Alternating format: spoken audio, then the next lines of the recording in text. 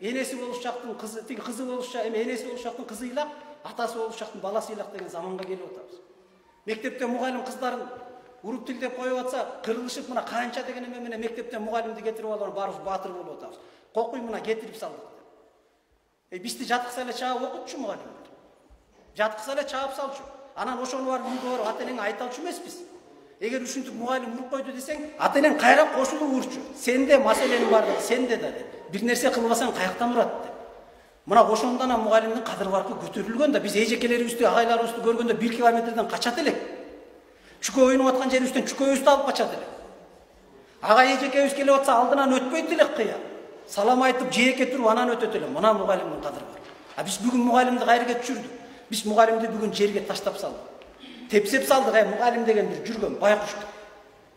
Эптеп сабагын берип атат да деп. Мына 30 жылдагы коррупция, мамлекеттеги толгон коррупциялык элементтердин акыры жыйынтыгы мына бүгүнкү күнгө алып келди. Чындыгын айтып моюнга алып коюшубуз керек. Мамлекетти итке минген абалга алып келип таштап салды. Бүгүн ошол